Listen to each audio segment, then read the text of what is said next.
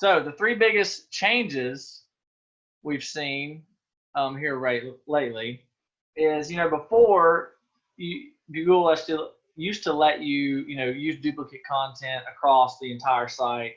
It didn't matter.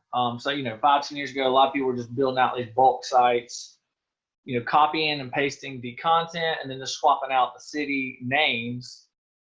And, Google's not, they don't like that. And obviously you would think, I mean, the way their algorithm works, obviously they're gonna catch on to things like that, right? It's not like they don't know what they're doing.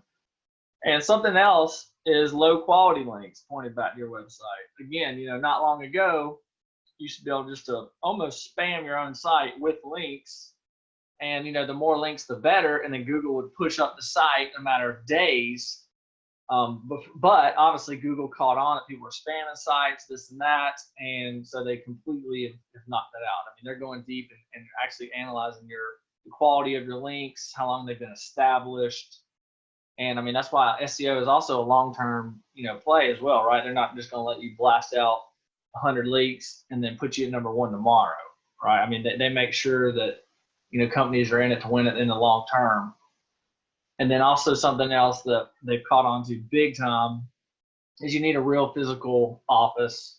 And we'll go into this a little bit more further in the presentation, but a lot of companies were, getting a PO box and then, getting the postcard sent there. I mean, not to say I haven't seen that, but they are wiping, I mean, they're making you, prove you're a legitimate business now, right? Because there's a lot of spammers out there trying to get into the map pack, on a regular basis. But again, Google's paying attention to these things, and at the end of the day, they want to do what's best for the user, right? And they want to make sure that the data they're putting in front of the prospects are legitimate businesses. So those are three big things we've noticed. I'm going to dive into these a little bit further. Like I just mentioned, you can't get away with the duplicate content anymore. And this was part of, the Panda update. And for those of you who don't know, I don't know why Google does this, but probably because, they can do whatever they want. But they like to name their algorithm updates after animals. So this one in particular was called the Panda update, and it was part of that. And then this is kind of what I touched on a second ago, that a lot of our clients serve anywhere from 30 to 50 miles. I mean, ballpark. Obviously, there's a lot of variables on that, depending on how many offices you have and your coverage, how many trucks you have that get out the job, etc. But it used to be common, like I mentioned, just to duplicate. A lot of companies don't even have city pages, but if they were doing city pages, they were just using duplicate content on all those city pages. But Google has kind of caught on to that. And something else that Google's caught on to is a lot of people are trying to set up little micro sites in all these little cities, on a separate URL. So it might be water damage Miami, water damage Fort Lauderdale, but then using the same content across all of that. Well, Google can obviously read all that and check it, and so they're not given as much authority to those sites as they used to. So one thing, I mean, we'll get into how to fix some of this, but unique content, no copy and pasted from other sites, or using the same content from one page of your site to another. That shouldn't be part of your best practices moving forward.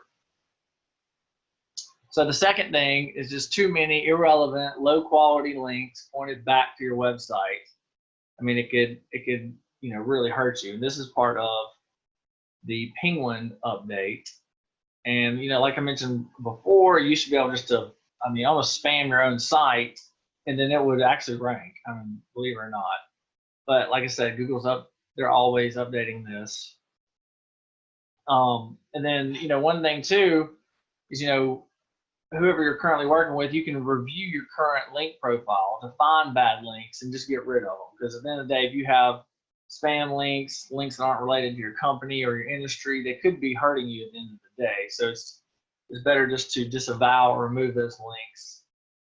As you're obviously want to be consistently building out good, relevant links at the same time.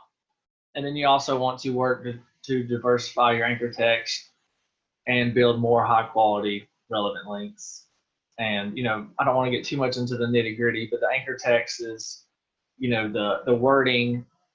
When you link from one site to another, it might say water damage restoration, and make that a clickable link, and it would jump over to your site.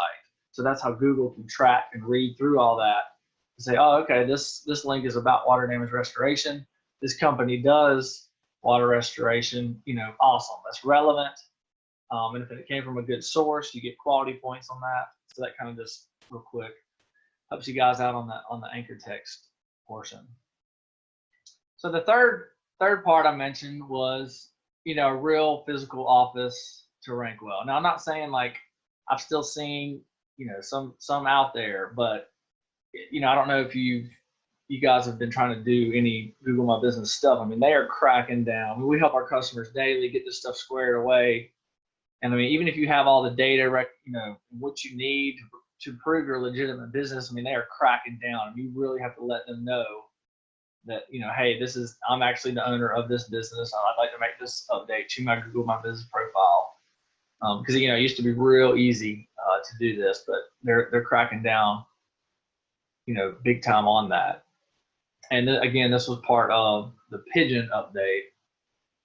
So we've had Panda, Penguin, and now we're on the pigeon update. But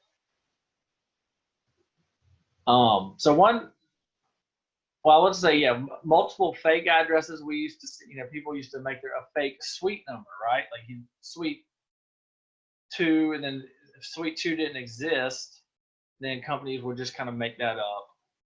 But again, all the data we're looking at to use is based on their system, right? So you think they would know if people were making this up, and they are catching on and starting to wipe those from the 3-pack.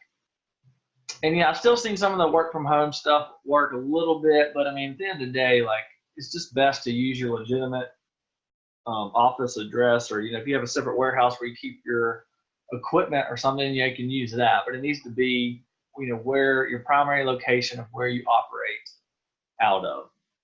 And that's that way you don't want to get penalized for it, because coming back from a penalty or suspended listing from a Google My Business, it is no fun, and there's nothing quick about it either. It's not like you can call them an hour later. It'll be fixed. It just doesn't work that way, unfortunately. So it's best just to get all this set up from the right way from the beginning, and that way you don't have to worry about it moving forward.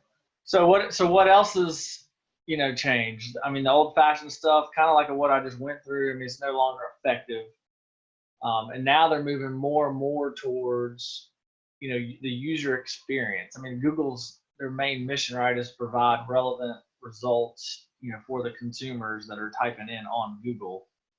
And part of that is the user experience and showing or making sure the consumer has a good user experience and that the best results are populating.